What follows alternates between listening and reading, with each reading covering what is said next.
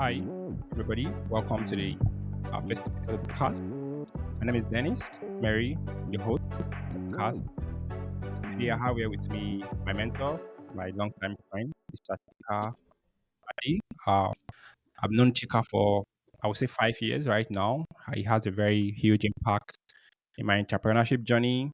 Right when I started this whole startup experience, I think he was there up until this moment. Right, so I as I'm starting actually this journey, documenting documenting what is happening in Web3, the startups space in Africa, I thought it's wise to make a lot of sense to bring him first on my show, kind of like talk to him.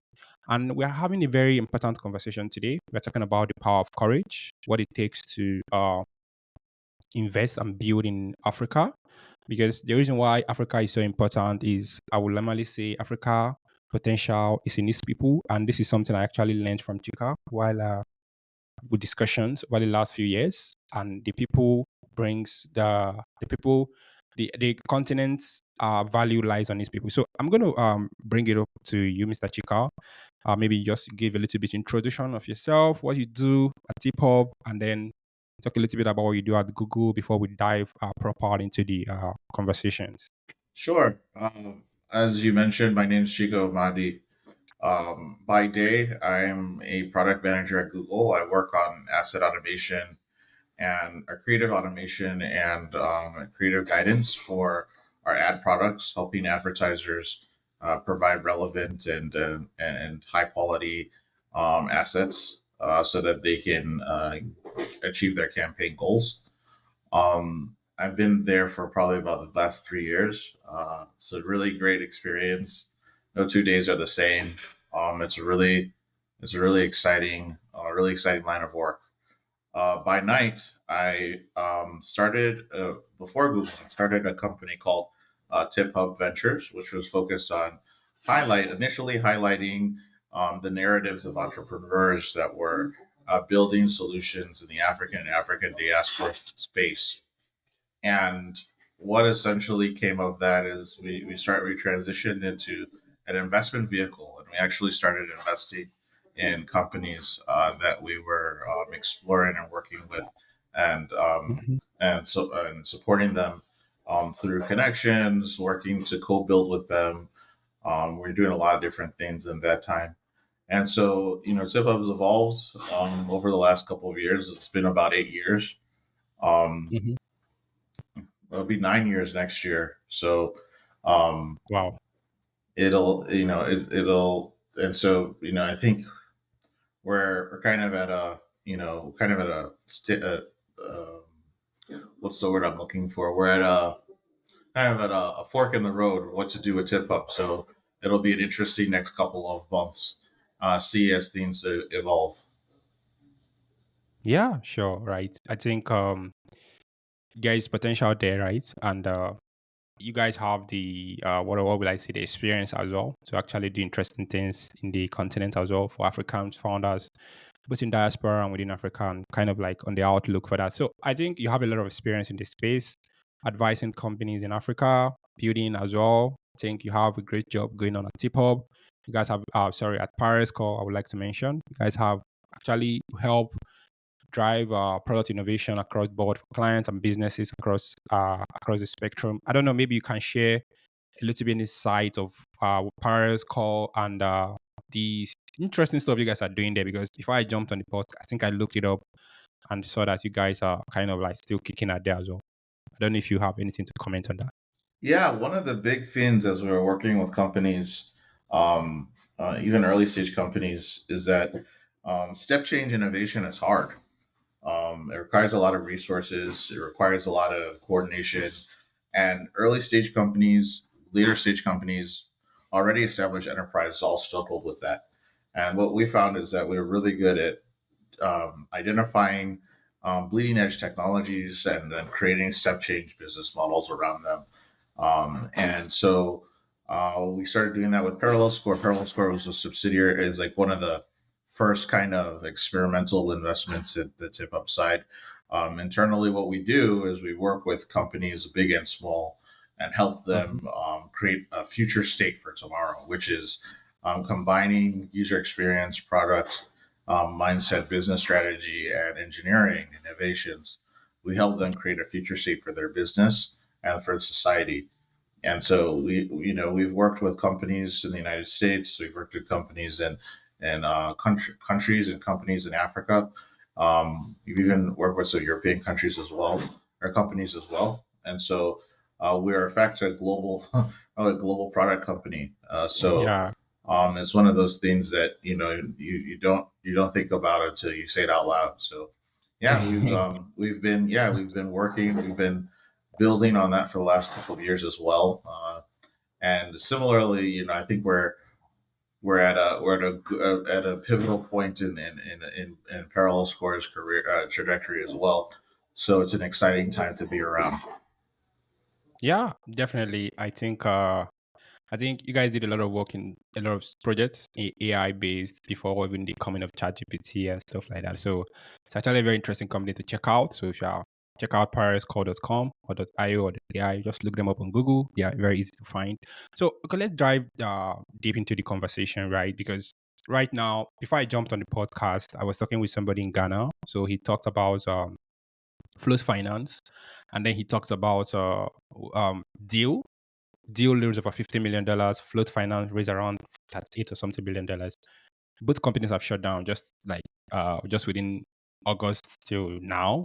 Kind of like very scary. So I don't know, like, what are you seeing? Like, what is your current overview of like this current state of innovation with all these shutdowns happening around across the spectrum? Like, what do you like? What is your I say proposition or the overview of the future with what is happening right now? So there are a couple major trends that I think I need to highlight to fully answer this question. Yeah, One, most importantly, it's become cheaper than ever to build disruptive business models. I think with the advent of generative AI, LLMs, the decrease in computing power, the proliferation of really, really strong machine learning models and methodologies, where it is very cheap from a skill and a capabilities perspective to build yeah, disruptive companies. Simple as that. I don't think it's been easier in the history of the world, right? Um, yeah, now saying that, yeah. um, this also comes with challenges, right? So one, Definitely. I think we're at a place where with a lot of these disruptive technologies, I'll say blockchain, I'll say, even 3D printing, like all these different things, right, that have happened Yeah, since like mobile or internet or all these different things. Um, we're in a place where the consumer hasn't really understood like the true value. Consumers don't understand the true value of what these technologies can do, and that means that yeah. the companies don't understand what the opportunities are as well, right? And so I think like that's one thing. Those are some trends right now that I think we should take into account.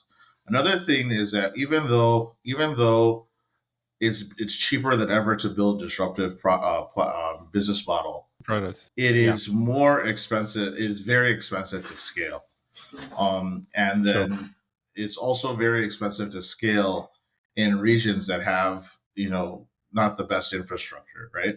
Because what you find is in a lot of African countries, a lot of African markets, a lot of these big startups that end up making it, they end up building a lot more than they need to, but they don't True. they end up building a lot more than they want because they need to. Um, be it learning capacity, be it additional technical infrastructure, be it a more diversified sales and marketing strategy. You have companies taking on some of these larger opportunities, and as a result of that, not really aware. I think the market kind of prices it differently, and then the Yeah. founders also they also price things differently. So I also see that happening. Okay. And then another thing too is capital is becoming. I guess capital was cheap last couple of years. And now Yeah. capital is expensive, right? But Definitely. capital is expensive at the same time that there's also a search for growth in alpha across the globe, right? People are Yeah. looking for places where they can get alpha, and we're seeing it kind of move in a bigger way when we look at some of these bigger deals in soccer, in football and entertainment, with what the Saudis are doing with live golf and some of the football things they're exploring, all of Yeah. the investments that they're making into these cities that they're building. Um, People are looking for alpha in very unique ways. Saudis just have billions of dollars, so that's how they're choosing to look for alpha. But I think as we start to look at population, even population trends, right? We're seeing Yeah. a decrease in birth rates across the Western world, Yeah. and Sure. so those are all. I think these are all major trends that we're starting to see manifest, and I think what we're trying to find out now is how, in this new reality, even with the geopolitical realities that we have, like how are we going to navigate growth? How are we going to navigate hyper growth on shaky foundations? That's the big Sure. question that a lot of markets in Africa are struggling with right now. Yeah. I think I like the viewpoint that you bring, right? Because one of the key things we've seen is that there is so much, because I mentioned something in the morning when I was having a conversation with somebody. Talked about how the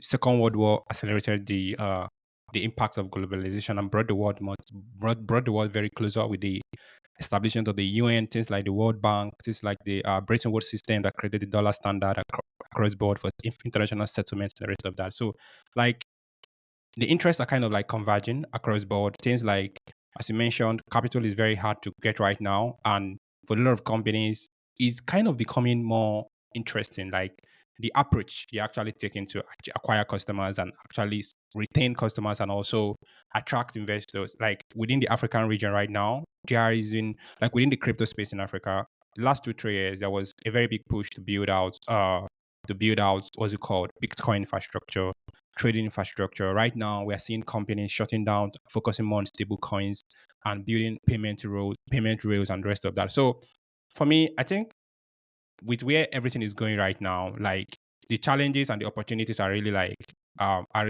taking shape and taking form for what is going to happen over the next 5 to 10 years. And the global macro geopolitics is kind of like shaping how this kind of conversation is happening with the BRICS. I don't really know if that's going to make a lot of sense over the long time, but we're seeing like on the political scenario, we're seeing that the dollarization, people are kind of moving away from the dollar and stuff like that, climate change and all the conversation. So I don't know, like where do you see the challenges, right, and the opportunities for folks, right, are actually when it has to do with the African building in Africa and African diaspora as well, like because that is a very vocal concern for folks as well listening in. Like, where do you see the opportunities and the challenges, given all that is happening right now over the next 5 to 10 years? Yeah, the challenges, the opportunities and the challenges are both are twofold. I think you started with this. Um, the people are the opportunity, and they are the challenge. Yeah, And if you look at like markets that have to serve, so any market that has to serve basic needs for this increase in population that we're going to go over the next 25, even 5 to 10 years for sure, but like in the next 50 to 20 years, like hmm, any market or any company, any industry that's going to have to deal with that is going to be made, right? So for example, like food, right? So yeah. food for me is the foundations of the conversation, Yeah, right? definitely. Um, can we feed people? Can we educate people in a scalable way? Interesting. Can Yeah, we make sure that people are healthy so that they can be productive members of society? can That, we that make sure people can pay one another to expand commerce and maintain an economic system that will support this large group of individuals, right? yeah. It's That- not, it's not, yeah. it's not, it's really not rocket science, right? Like, It's not. It's not at all. I you, think I like your perspective, right? Because funny enough, I had like at the UK here we have like a company we are working with. It's called Gonana Farm. So they are a commodity marketplace that helps African farmers be able to sell their goods, like e-commerce platform for African farmers. So I was having a conversation with him. He was telling me the sheer volume of transactions that move between farmers and how middleman people is destroying farmers' profits, and how the farmers goes in Jos and Kano in other places in Nigeria is being not properly get, like they are not being gotten to the final destination of where they need to be, and how these farmers, like how people, because we have this wave of farm crowd and the rest of that built agricultural platform to help farmers grow their crops and maintain, but the last mile of like feeding people, I think seriously, I don't know, but I think I'll just bring it back to you again because I think it's a very interesting take, because food is something people don't think about. We always, how do you send money to this place? But the person sending money has to actually eat and has to actually be healthy before the person actually sends money. So, like, we eat every day, right? And it's rare for you to come to the continent of Africa and see companies building food tech solutions. yeah. And once again, basic, but I'm not, it's also challenging, right? Mm-hmm. Um, it's challenging. So I'm not taking anything away. I think that's very much so. I think when you think of opportunities, I think about the foundational things. Yeah, Everything else will. So, I mean, I think people, you have a large population of people.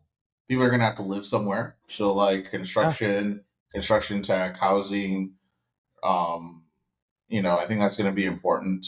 Um, so, I think like just fundamental thesis for the next 10 to 15 years is like you're gonna have you kind of have like 3 to 4 cohorts in Africa in terms of growth. Um, and then you have GDP growth that's going to happen.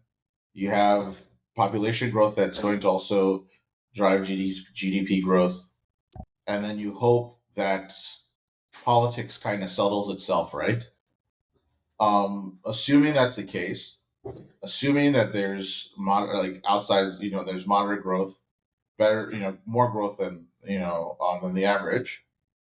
Um, these things will be held to be true. Like people have to eat, people need places to live, people need yeah, to get educated, people need to have good health care.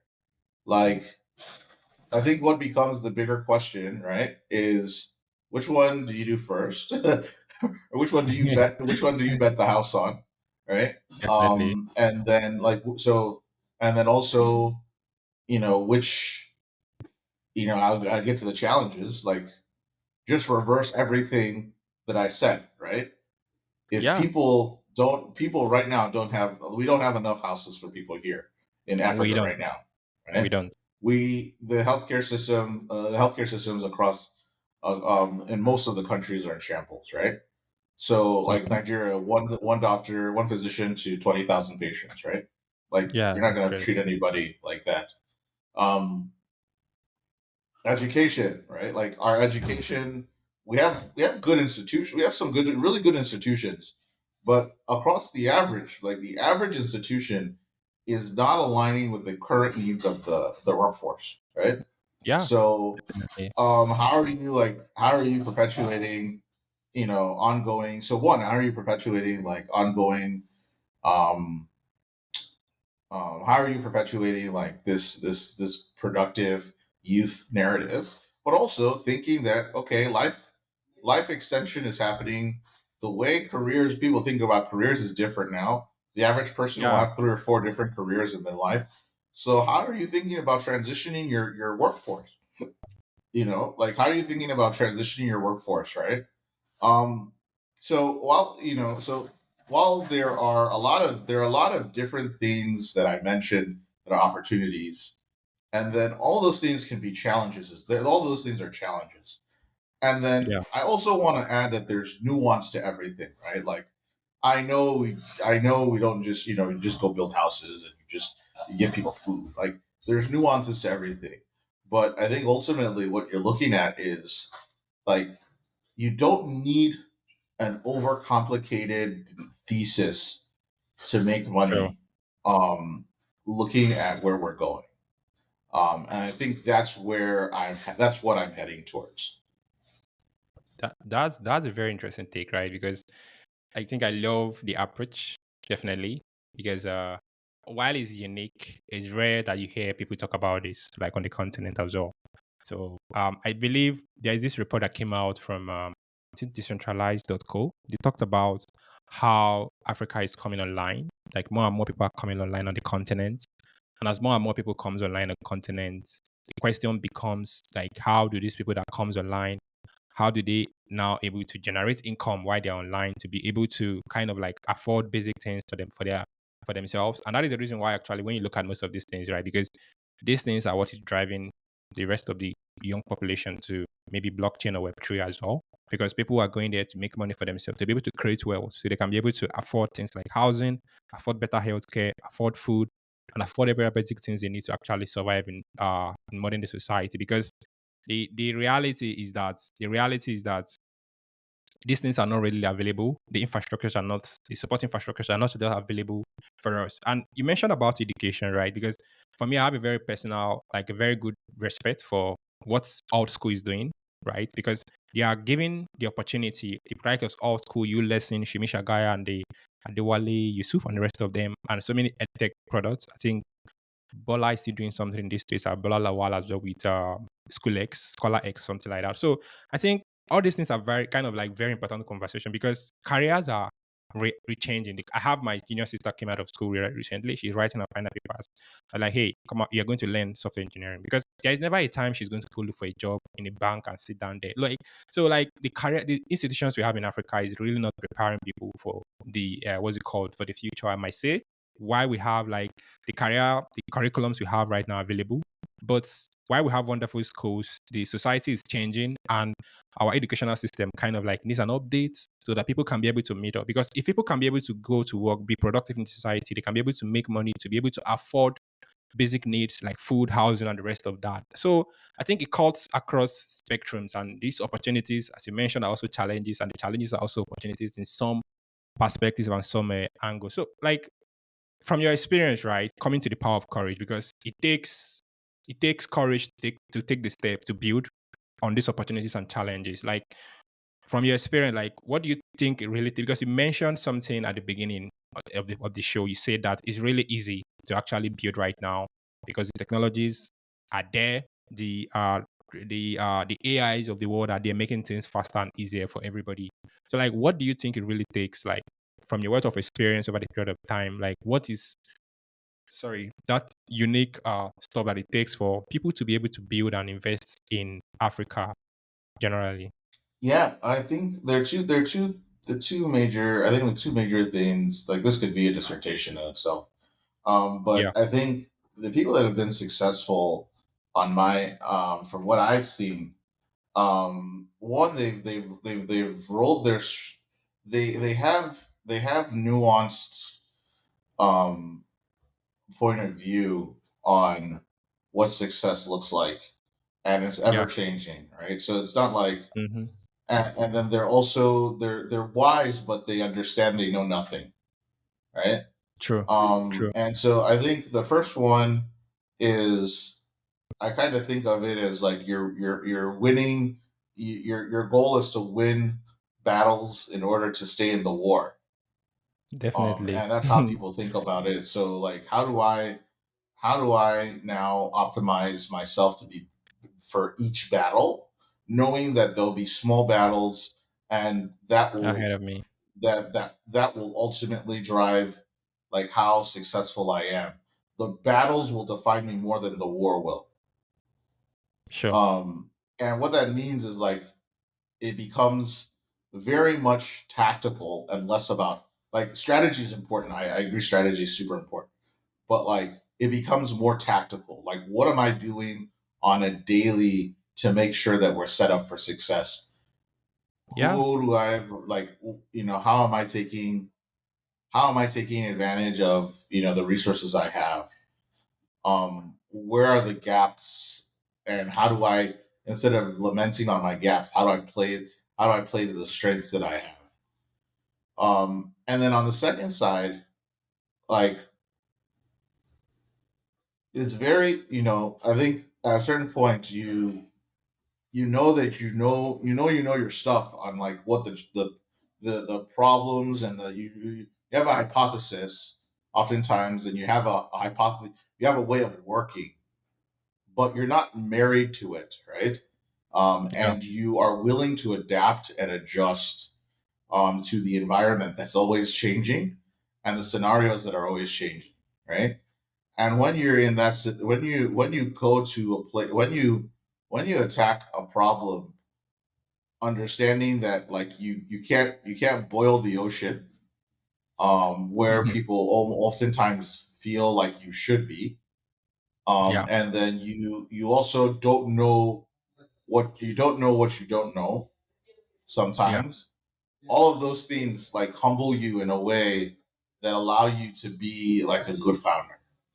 And so I Yeah. think a good founder and a good investor, right? And it leads you towards behaviors that ultimately drive you to, not necessarily, I don't want to say making better decisions. I just want to say making decisions in a more effective way.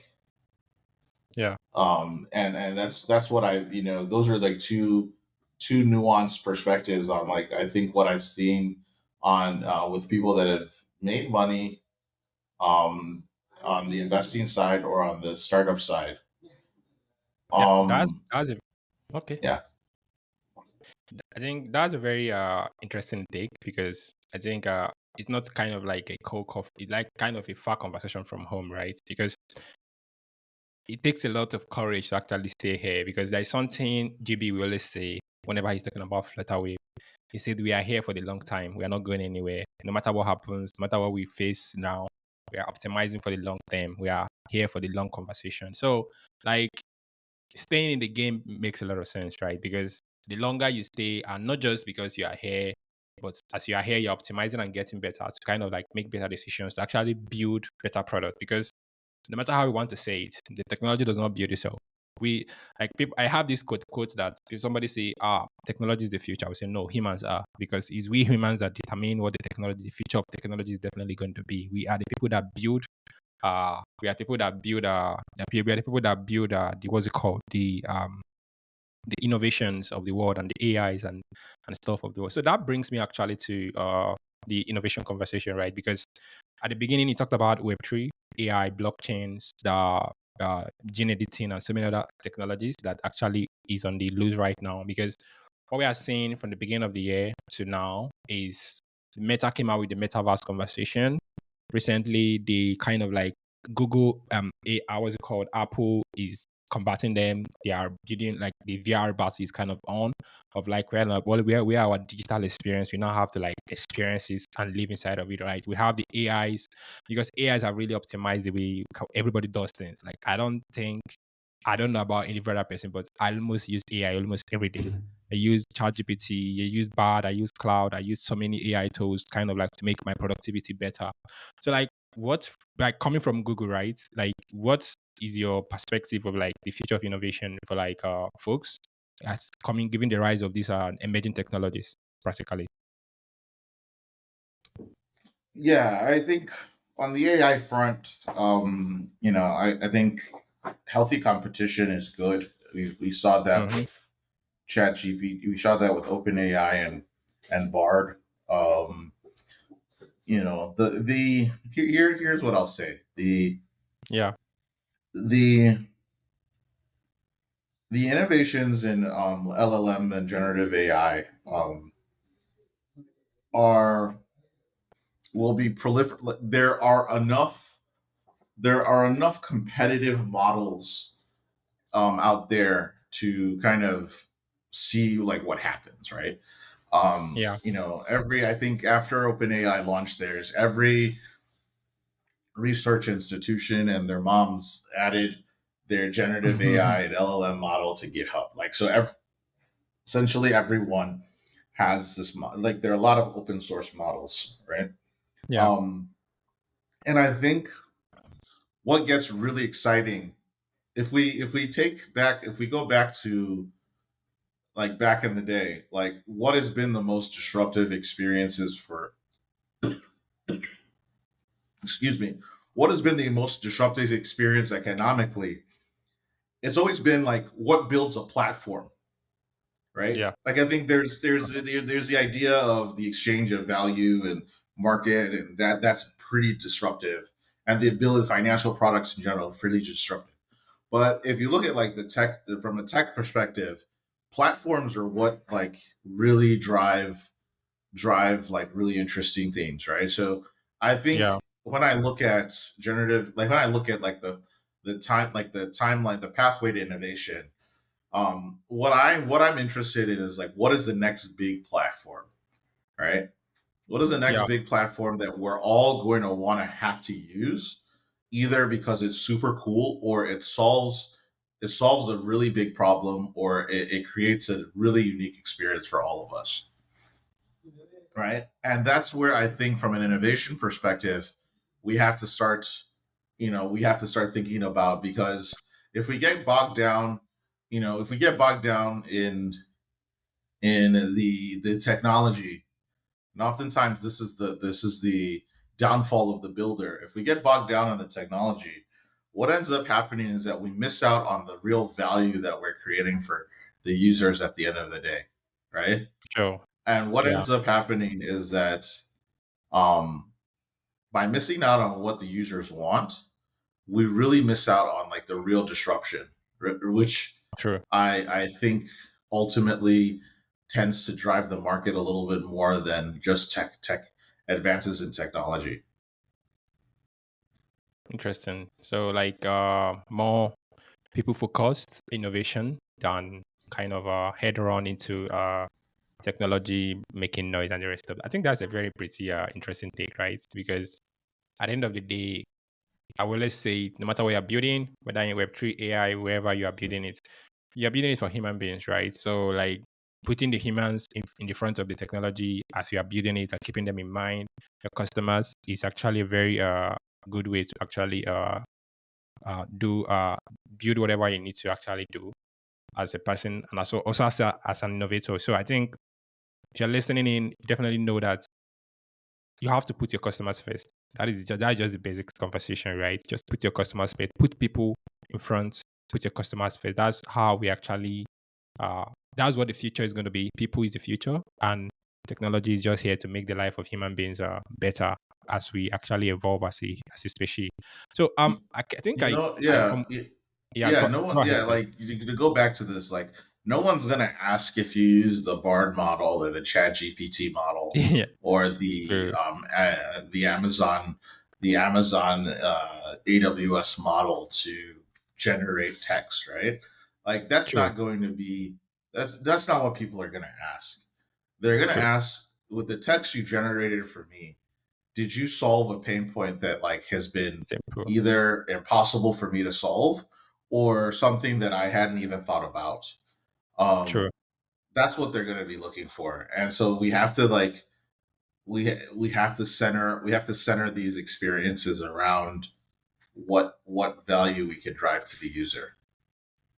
That's interesting because there is this conversation about cloud computing that I had with somebody. So the person was talking about when the cloud computing era came out, there was so much noise and so much rush because generally human when ChatGPT came out, everybody like went crazy, right? So when cloud computing came out, there was so much value. People were like cloud computing, At the end of the day, right? So many people are building so many solutions, but look at who won. People that was able to use the technology to kind of like help businesses create value for themselves, help businesses create apps, website they can use to actually reach their end users faster and better, optimize their services. Because I think the result determines the importance of the technology. If technology improves human lives and makes people's life better, it just becomes what it is. And the same thing applies to Web3 as well, because at the end of the day, if somebody can be able to leverage stable coins or whatsoever, users don't really care about the Satoshi, whatever, smart contracts. It's just we techie people that kind of like care about those things, because the average person on the street of Lagos just want to be able to send money to anybody, somebody, and it gets there and it gets delivered. They don't care whether you use coconut to do it. The main thing is it safe? Does it get to the destination? And then that's the end of the conversation for them, right? So I think providing value and putting people in the front is kind of a very powerful way to think about innovation specifically. So I think coming back to innovation and sustainability, because no matter how much value we create for users and the rest of that, we have to be able to build sustainable companies, because sustainable companies are what transforms the society. And at the end of the day, is what is there to be able to create employment, create jobs, and the rest of that make the society better, develop as well. So I think I mentioned this earlier on. I kind of like wanted to rewind it back as we wind up, right? What they are seeing on the continent right now is like there is so many shutdowns, right? Because there is around $50 million invested in deal, around 40 something in what's it called, in I can't remember the name, float finance and so many other things, 54 gene in Nigeria, laser pay and the rest of that. Like we've seen all these failures, right? Is very important for the industry and for the ecosystem to see these failures, and also for founders coming up to learn from this as well. Like Wait, what 54 genes shut down? Yeah, they shut down. You haven't heard about it. They shut down. Oh, so that's an Yeah. acquisition target then. Okay. Yeah. Continue. Sorry. Yeah, so no problem. So the founder moved on to start something different. I think the founder left the company to start something different. So they kind of like have even Twiga is having like a very bit of story. So what do you see about the importance of sustainable practices for startup growth? Because I don't know, companies in Africa and generally are spending. I believe they want to. I want to believe that we are spending, as you mentioned earlier on, we are investing so much just to scale. Because you mentioned something that what is now costly before and now is the cost of scaling. Like so, like what do you see about the importance of sustainability, right? In like what practices, like in startup growth generally. Thank God you're coming from the art spacing at Google. Like, what do you think that we need to do to actually build better companies, acquire customers, retain them, and turn profit for investors? Yeah, I think the most important thing is really be, it's tough to be prescriptive here Yeah, because it's very challenging when someone tells you to not raise money in a scarce environment, right? I don't think it's. I think we have to think there are a couple of different things, and it's not just the founders, but I yeah, think from an ecosystem perspective, we need to provide more flexible and more accountable funding mechanisms to allow companies to scale at in a way that makes sense to the region and not to the same like Western perception of hypergrowth in a very like well developed established market, right? So I yeah, think that's one, right? So we kind of have to change perceptions there and then think about what financial innovations we can bring to bear. Two, two, founders need to and trust me, as someone that owns multiple businesses, I understand the challenge here, but we need to start operating from a strengths based perspective when we think yeah, about where some of the challenges and some of the opportunities are. yeah, We need to think about ways to be scrappier. We need to think about ways to, and when scrappier, I mean like literally like doing things that don't scale, but also kind of like being aware of how to balance that with actually building a sustainable company, right? yeah, And it's not an easy thing. I'm not saying like it's an easy thing that everybody can do, but it is something that like it's worth it. It's worth calling out, right? Um,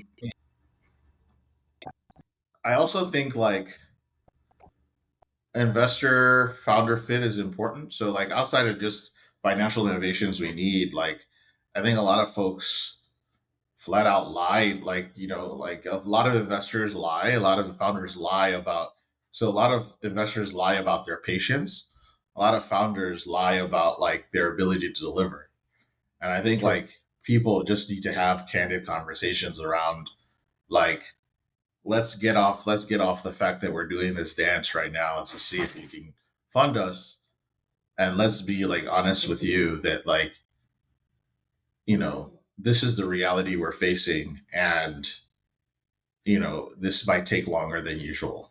Um, the business is, you know, even at 54, I believed that the business opportunity for 54 Gene was sustainable enough to like get to a point where it'd be acquired by some European pharma company. Yeah. Um, I think I think that at a certain point you have to start thinking. I think a lot of a lot of investors, you know, a lot of investors will say, a lot of early stage investors will say, I don't like when founders are already thinking about exits because it shows that their eye is not on like actually running the company. And like I actually disagree with that. Like I think founders that are actually very deliberate about building a company that is like building an acquisition first company or building a company that can be acquired is a hard skill set in itself. And so I think thinking about how that could work could also be helpful when you think about it from a growth perspective, because then you don't have Yeah. to like, you know, what kind of growth you're reaching, you know, what kind of growth you're optimizing for. And at that point you can, you know, hand it off. And I, you know, I've always been adamant about in frontier and emerging markets, the big, you get you get you get government, you get kind of government supported like entities that have a lot of money, but like a lot Yeah. of the tech innovation comes from acquisitions from entities that want to enter the market. And So I think that's one of the areas where I think we've missed the ball, specifically because there's been this like concern around founders being exit driven, um, which I disagree with. So yeah, yeah. those are a couple of things that I think about as you know, you kind of start to think about some of the companies that didn't make it. Like, of course, you know, and then another thing is math, right? Like, you know, everybody says the 1 in 10, right? So every 10 investments, one will be successful, right? So you know, startups are difficult, startups are challenging, and True. oftentimes, you know, the math is not on your side, so you can't take it personally. You can't take it personally. All you can do is give yourself, you know, it comes back to the battles. Give yourself the chance to fight another day, and then make a serious call when that next day can't come.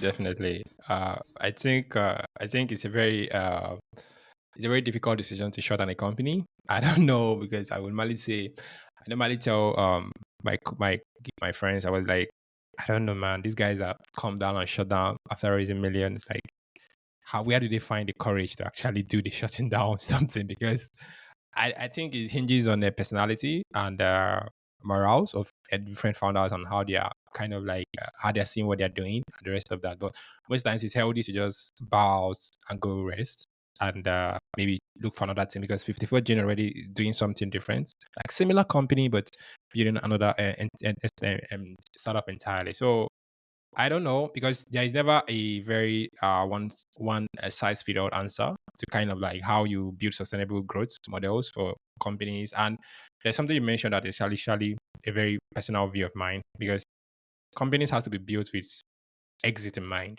When you interact with some investors and you're kind of like told, oh, just want to get this acquired, they tend to like look at you like as if you're not going to be committed or something like that. But I think if you have a target as a founder, you have where you're looking at, you have like a very because it's a very long way to IPO for so many African companies. I don't know, but that is what my feel is because look at how long it's taking Florida Wave to get to where they get to. Look at how long it took Jumia, for example, and even when they got to where they got to, they're not like doing very well, right?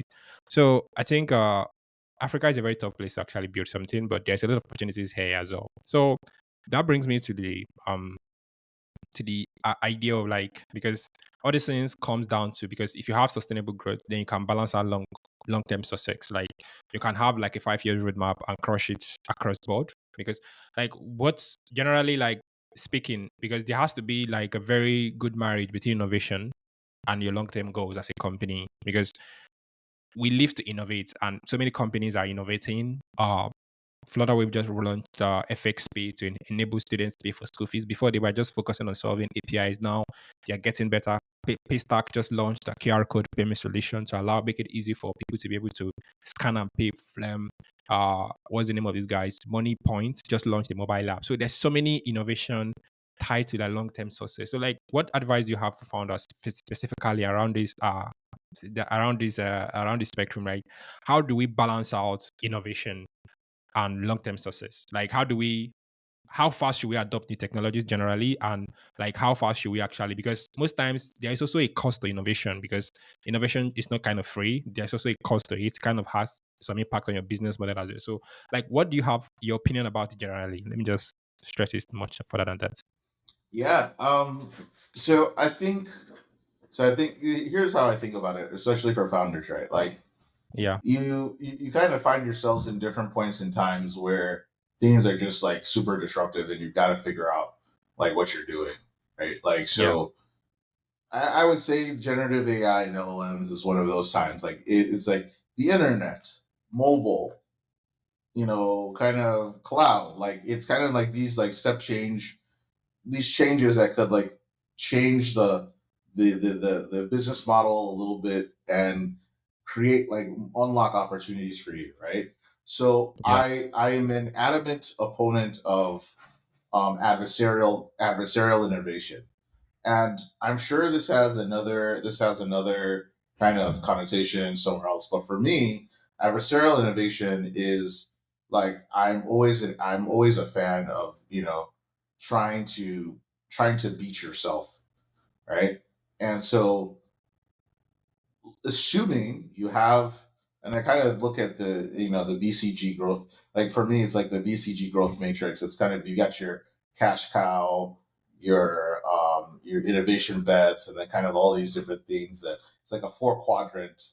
I forget the other boxes, but essentially your your innovation investments, be it small, medium, or large, ideally the goal of your innovation investments are to create cash cows, Yeah. right? Or and essentially what you should be doing is figuring out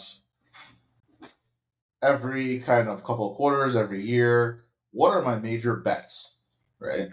What are the major bets that I want to make in a specific on a specific theme that is outside of my 80%, like of my 80% focus on generating revenue? Like, how can I disrupt myself? How can I disrupt True. this company? Like, what are the points of disruption that I can play around with, right? And so Yeah. my whole thing is like figure out like what that looks like, and then experiment with it. Really try to bring it to the market. Right? Try and bring out like either alpha or beta or on something, and see what happens, and True. then let the market help you decide whether you should adopt an innovation or not. But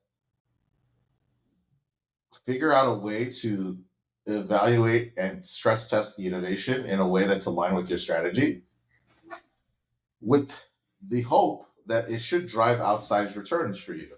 And I think like that's a very like generous pathway, right? Like if I'm going to be investing in like bleeding edge technology as a startup, I really have to believe that like this is going to be transformative for me. But for most startups, I would probably say like stay on the road that you're on with the roadmap you have to get you to where you're going, unless this technology disrupts your roadmap. Then I would say like think of a new roadmap, think of new assumptions, figure out if you still have the same customers as you did, and then adjust. And then also be very adamant and be very vocal with your investors and with your customers. Like, hey, this happened. We're still trying to sort it out, but like, if you have ideas, let us know. And Sure. so I think the investors are also interested. They kind of there. They kind of feel makes them feel like they're in the front lines of all the exciting work that's happening.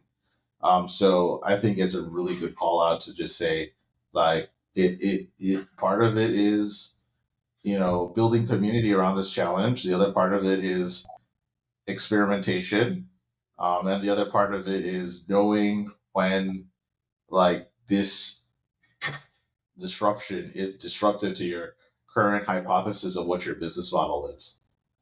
And I think between those Yeah. three things, like, that should help kind of drive where and when you should make that decision. Interesting. Yeah, I think if I should take something from what you said, right? Adversarial innovation, it works every time, but it comes with its own nuance, right? Because it kind of dials down to the whole conversation, right? Because I think it's more people focused generally. Because if as a company you're always looking to how you can become better with what you're already doing, maybe not introducing new product line, or how can I use what I'm doing, expand it more and make it more better? I think you end up providing more value to the customers that you're already serving. But you're not just going out there to kind of like start like looking for everybody that's in the market, but you get a niche, you're focused, you're innovating around that niche, and you're making it kind of like uh you are kind of like innovating around it. Because this is one thing I appreciate so much about Nigerian banks. Because I was telling somebody the other day, Nigerian banks are so good in marketing, they are so good in acquiring customers, they're so good in retaining customers that no matter what happens, Nigerian banks are always making profits, no matter how bad the economy turns out to be. Their numbers are always growing. The total number of deposits is always growing. And you ask yourself, how are these guys doing it? They are just so focused on optimizing what they have and how they could be able to get it. But because they were so focused on, okay, how do we get more people into the bank to come and deposit cash? They're not just kind of like thinking, oh, fintech app, blah, blah, blah, blah. Yeah, disturbing and stuff like they're always kind of, how do we make this thing better? How do we make this thing better? This we're already doing. How do we make it better? I think it's actually very until the likes of GTB and the rest of them start saying, okay, you know what, we have to actually get out of our shell and innovate and make things better and actually get. I think this is one thing that big organizations actually have the very good understanding of how to actually do and balance out the innovation for themselves along all their roadmaps and stuff like that. So I don't know, man. I think it's a very good thing to actually look out for as a, for a founder. Find a way to become better as you build, and not just running after everything that comes out in the market.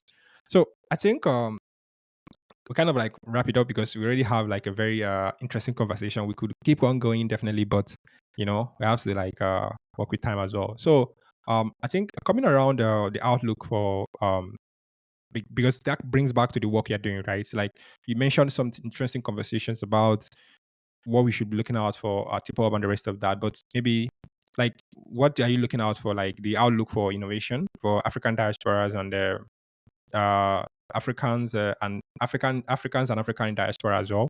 Because I think we've talked a lot about this across the conversation. Maybe kind of like wrap it up and then we give a recap and then we kind of like go down to the audience questions and then drag it back home. Do you Are you with me? Yeah, yeah. Um, I guess if I understand your question correctly, Yeah. it's something I think it's another nuanced opportunity that I'd like to explore. Once again, I think it's a challenge to get people on the same page around this. And here's what it is. I think of, like, we have Africans in the diaspora have a shared experience, which is African, but we also have, like, the other 50% experience, which is wherever we find ourselves, right? And then, like, that's diluted or amplified by, like, how we got to where we are, right? Hmm. But what you tend to find is that, while people are not a monolith, there are a lot of really interesting, like, commonalities with the African diaspora in general, between relationships between the African diaspora. Yeah. For your folks, for the crypto and the finance folks, the first thing I always bring up is remittances, right? Like, Yeah. someone is always sending money across multiple countries, right? Like True. that's a behavior that everybody has, right? We're always concerned about the healthcare of the loved ones back home, right? Interesting. Are always concerned, and there's always like this need for a lot of us to hang on to what we have by still having assets in the regions that we came from, right?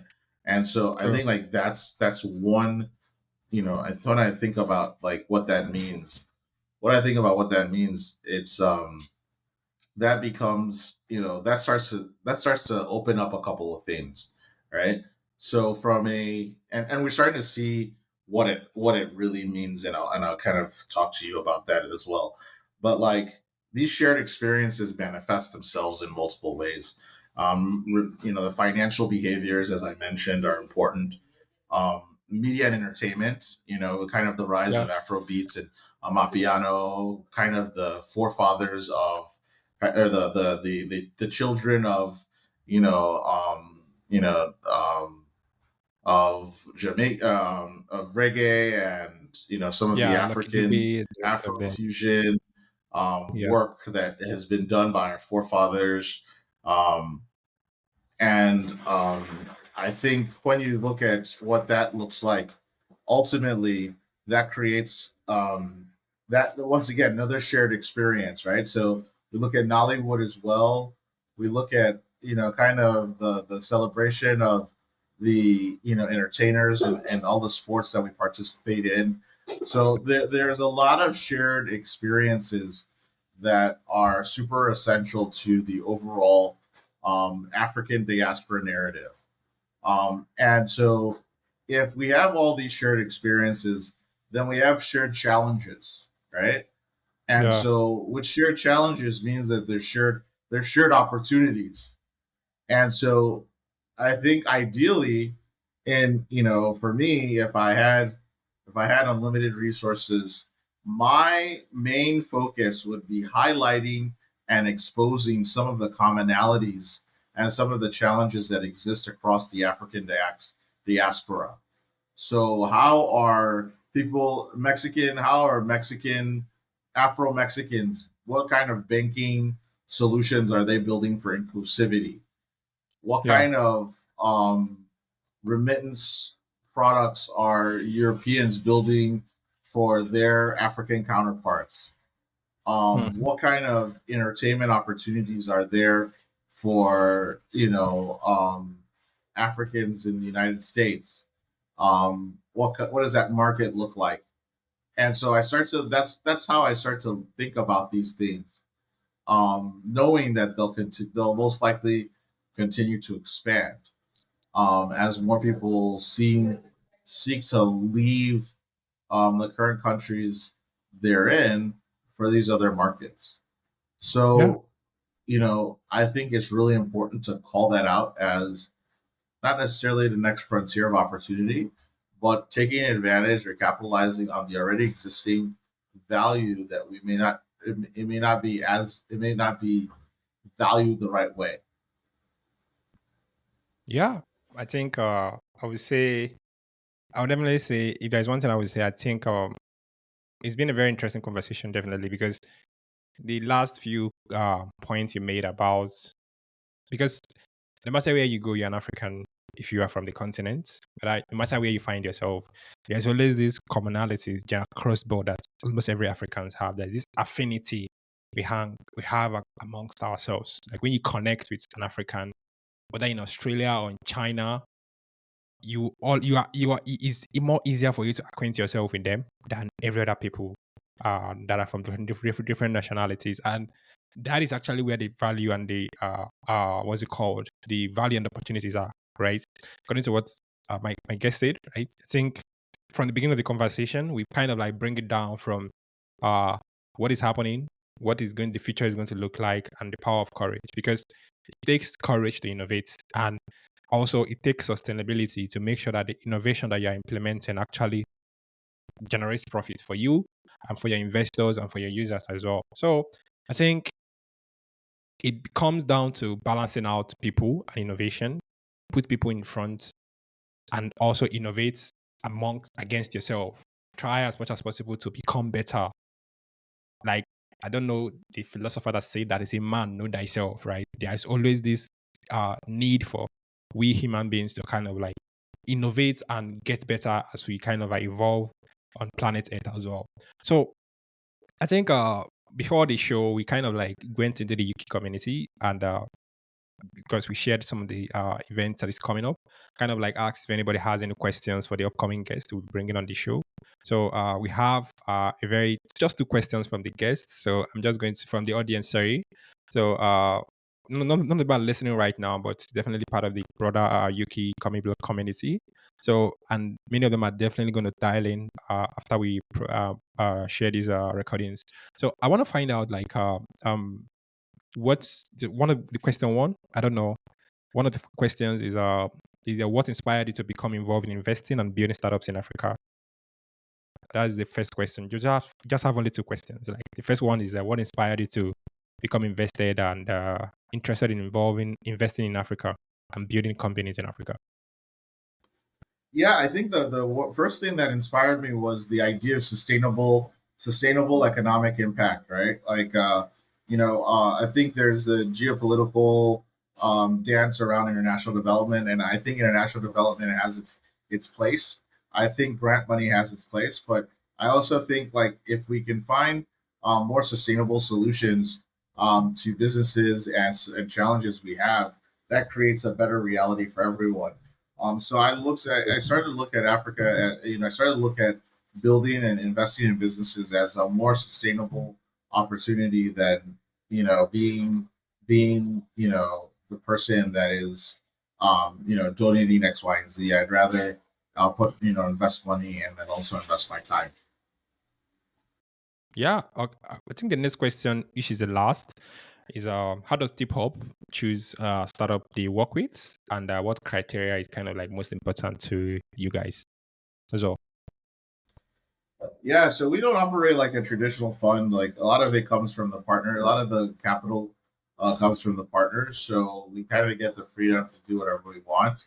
Um, and so what that also means is that like from a thesis perspective, we're very long term based. Like I think about some of the founders invested in. We've known them for several years. Sometimes it's not even their first startup that we're investing in, but we do value relationships significantly. That's something that's important to us. Second off, we look for business models that kind of hit three different areas, and we kind of think of it as disruptive heroes, companies that are kind of disrupting traditional or standard business models. Yeah, Two, we look at market organizers, markets yeah, that are taking unorganized markets and creating like a structure in between them. And then I look for market insight drivers. So markets or products that help drive additional insights into a black box or a market that maybe does not have as much information sharing out. yeah. That's actually a very nice insight. So you guys should reach out. Just go to tiphub.vc. Anybody that wants to get in touch with them, just go to tiphub.vc. You can also reach out to them, connect with Chika on Twitter and also on LinkedIn as well. Just search Mr. Chika Umeadi. You're going to see him there. So I think I want to thank you for coming on here, right, to kind of share these insights, because it's not every day that most folks on the continent have the opportunity to hear somebody that has this worth of experience talk about how they view the continent, how they view innovation, and how they view what the future is going to look like. Because I'm going to read these quotes from your thesis that you wrote in 2019, 2020. You said something that you can do well by doing good, right? Purpose and profit doesn't have to be at odds. And most important, that doesn't have to be at all. And more importantly, it needs to align to unlock the real value in Africa. Purpose-driven companies need technology to scale their impact, create viable business models, and relationships that can get the Pan-African scale. Technologies combined with unique solutions create an opportunity that unlocks significant value for all stakeholders. A community of stakeholders, companies, and founders will raise all boats. So on that note, I just read that out from the Tiphub playbook as well. So from that note, I will say thank you, Mr. Chika, for coming up to talk with us. I think it's a very interesting conversation. I think I enjoyed it myself.